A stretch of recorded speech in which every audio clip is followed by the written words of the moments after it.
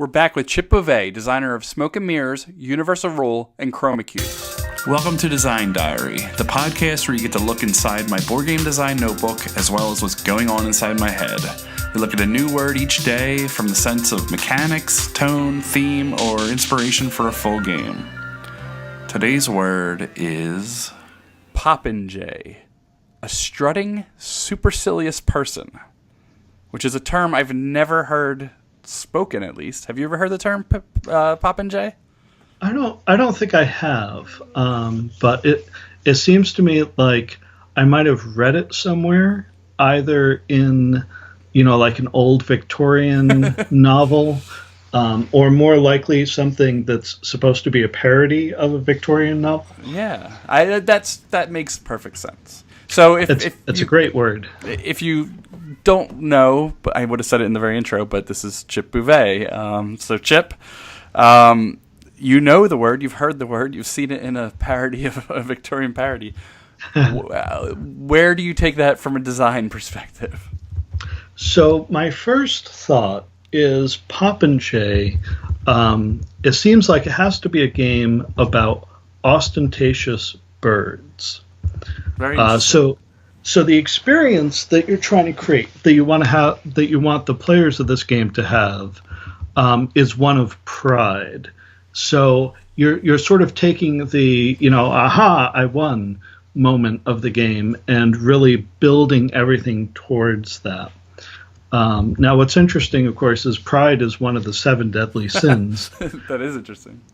And once by making the objective something that human nature tends toward anyway, you're really sort of letting the players do some of the work for you in terms of creating an engaging game. Pride is the most interesting of the 7 deadly sins to me because it's often not seen as a sin, Yes, yeah, that's true. It's often seen as a good thing. Yeah, like you encourage people, like you need to be proud of your accomplishments. Now, this is probably a completely different game, but having finding that moment where pride becomes a bad thing, there's a point where it teeters over to the other side, which a lot of them don't. A lot of them start off, gluttony and sloth and even envy. A lot of them start off bad, but pride turns bad. Yeah, there's no such thing as a little bit of sloth being a good thing. It's a good tagline. That's going on the tweet when I tweet this game out. Oh, excellent. All right, so you can keep going. Sorry about that.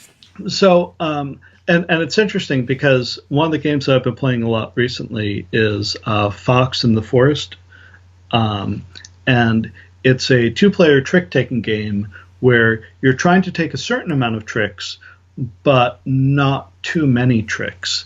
And in fact, I think in the rules they describe taking too many tricks as being too proud. You could score. Go ahead. Oh, do they give a number value to that, or is that just something that's determined by the game? They do give a number value to it, but I think it would be interesting if, depending on who you are playing with, you could figure out sort of who's the more humble or the more proud. Now, one of the definitions that I saw for Popinjay is an archaic definition is a parrot. So my first thought was, okay, we've got these ostentatious birds. We've got the J that's obviously in the word Popinjay, and also the parrot, which it used to refer to. Yeah. But it's also possible that a peacock, as proud as a peacock, might be a better bird to use in this game. So I'm thinking that it's a card game, and each card represents a different feather. So you're trying to collect different feathers. So it's set collection, but instead of the feathers being worth more as you collect more of them, you want a variety of colors. So as soon as you get another feather that you've already collected, then either you go bust, or you have to throw everything away and start a new bird. Wow. Neat. So this is similar to Dead Man's Draw. Okay. where you're revealing cards from a deck. The more you reveal, the more points you'll get. But as soon as you reveal the second copy of the same symbol, then you end up losing all of your cards, and it's the next player's turn. Which is interesting because that's themed around a pirate, and that brings us back to parrots being. Wow, it's all meshing very well. That's pretty cool. Yeah, it's an interesting idea because you want to. A lot of set collection is more of what I've already collected is better, but in this case, you'd want to get the as big a variety as you can. And there are other ways. Another game that I was thinking about when I was thinking about this word is Wind the Film. What is it called? Wind the Film? Wind the Film. Okay. Yeah, this doesn't have.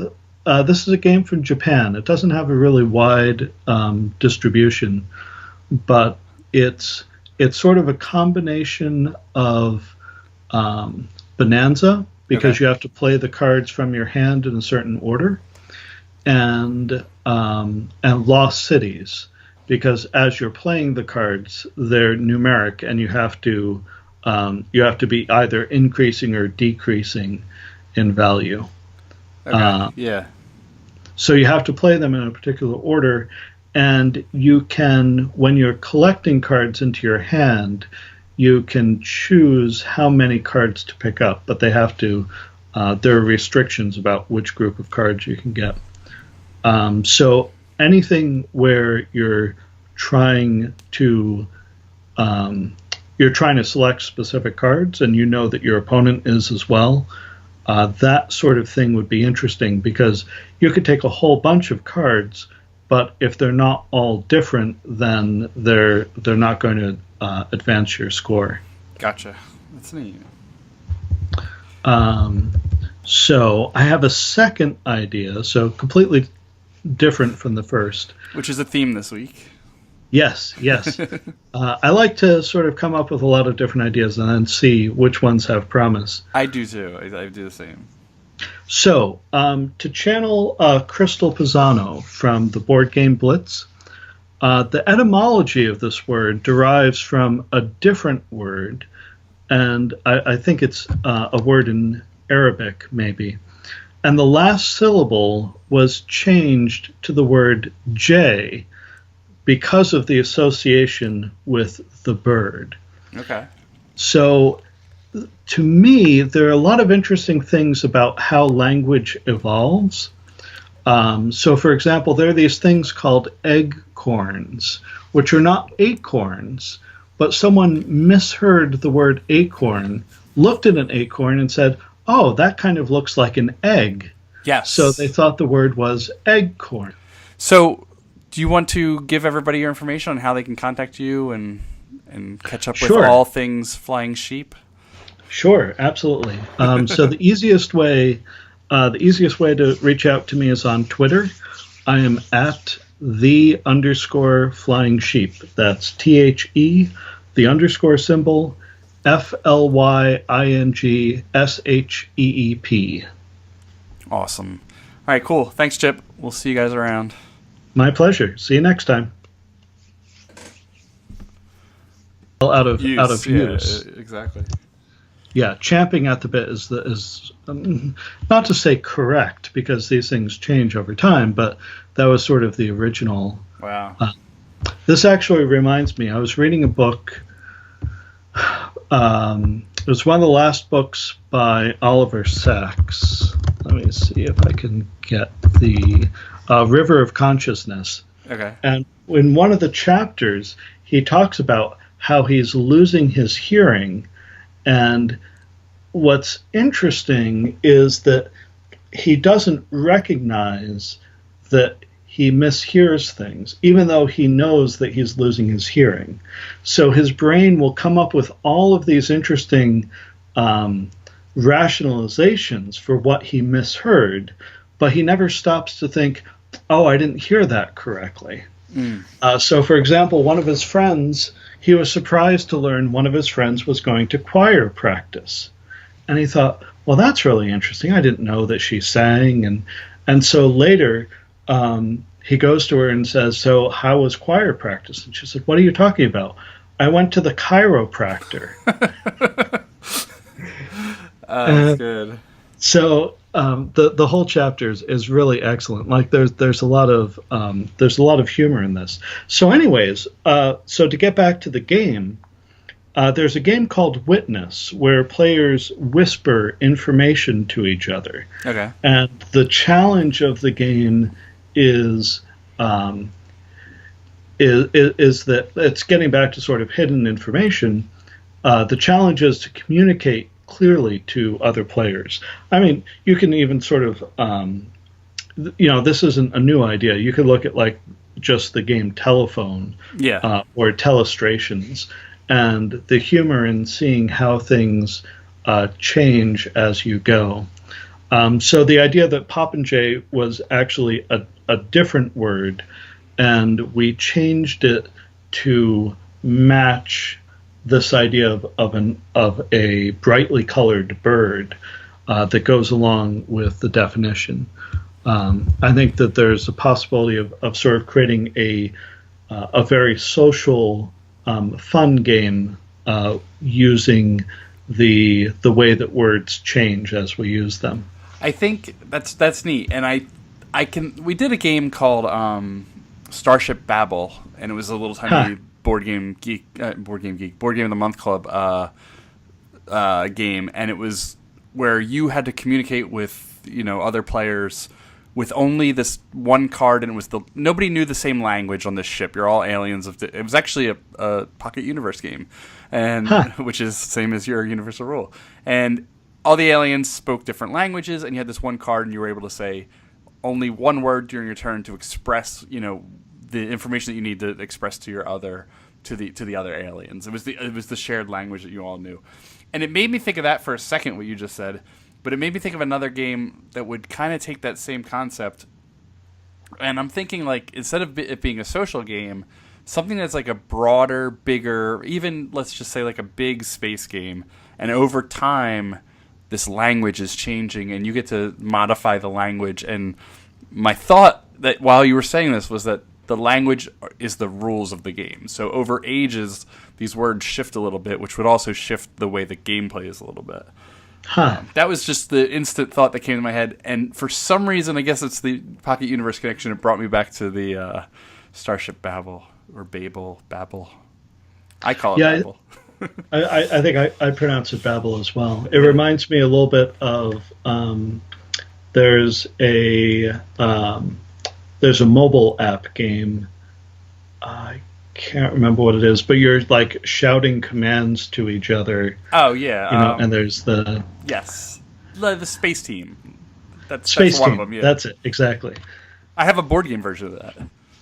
Oh, neat. All right, so Chip, tell everybody how they can get in touch with you. Sure. The easiest way to get a hold of me is through Twitter. I am at _flying sheep. That's THE, the underscore symbol, FLYINGSHEEP. So what is the Flying Sheep? Has anybody ever asked you? That's a good question. So the Flying Sheep came about in 1997 when I was looking for a domain name. And I had 3 requirements. It had to be available. That's a good one. It had to be easy to remember, and it had to be easy to spell. So I was looking at a bunch of little icons, and there was one of a sheep that was jumping, and someone said, "Oh, look, that's a flying sheep," and I was like, "Great, done." So, wow. So that's where it came from. So, it'll be 21 years you've been hanging on to that.